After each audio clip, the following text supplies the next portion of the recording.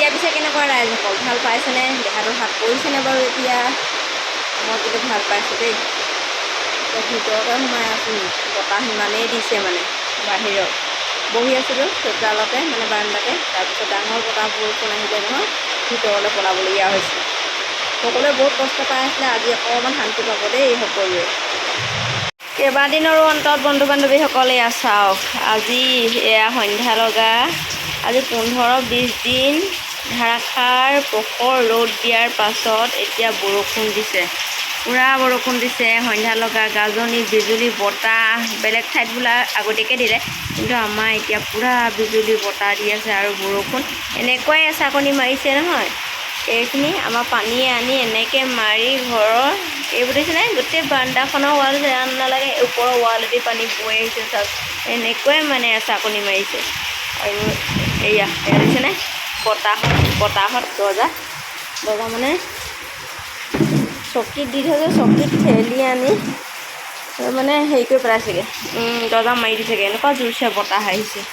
আৰু আজি এয়া মোৰ ফুলপুলিকেইটা যে টাবকেইটা আছে, তাত অকণমান ৰক্ষা পাইছে। মই পানী দিছিলোঁ বাৰু পিছবেলা তথাপিতো, আৰু এই কেইজোপা মনি প্লেণ্ট থৈছিলোঁ, ভিতৰত আছিলে চাকি কেইগছ, দোকানলৈ বোলো লৈ যাব তেনে বুলি থৈছিলোঁ, কিন্তু হেৰি হৈছে ইয়াতে থাকিলে। আৰু আমাৰ শুনে মনি প্লেণ্টত ধূপ জ্বলাইছে দেখিছেনে, মহৰ ধূপ আনি লগাই থৈ দিছে।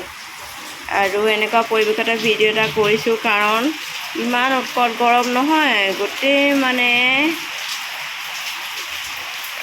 অসমতে নহয় সমগ্ৰ বিশ্বতে বুলি ক'ব পাৰি, কিমান যে ৰ'দ আৰু গৰমৰ কাৰণে কিমান ভিডিঅ' বনাইছে, কোনোবাই মানে ভোজ্য দেৱতা কিবা কিবি ঢেৰ গালি পাৰি পাৰিছে, কিন্তু আজি তাৰপৰা ৰক্ষা পাইছে দেই।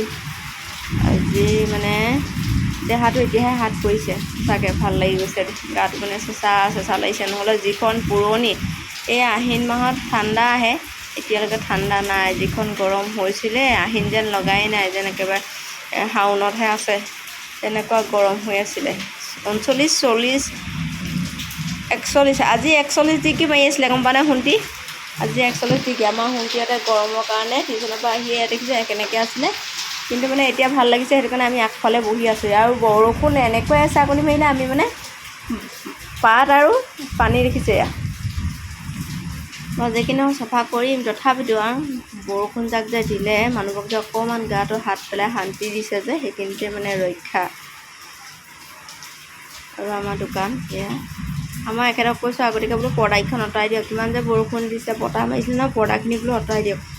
আৰু এতিয়া এওঁলোকেও বতাহ ল'বৰ কাৰণে ভিতৰত এনেকৈ মানে বাহিৰৰ বাৰান্দাতে বহি আছে, আৰু আমিও বাৰান্দাতে বহি আছোঁ, যাতে চেঁচা। ভিতৰতো গৰমেই হৈ আছে, হাৱাও সোমাব, কেনেকৈ সোমাব বাৰু, সেইকাৰণে মানে ভাবিলোঁ এইটো তাৰ একেবাৰে মানে স্মৃতিয়ে আৰু, কাৰণ ইমান কষ্ট খাই আছিলোঁ গৰমত, আজি অকণমান ৰক্ষা পাইছোঁ।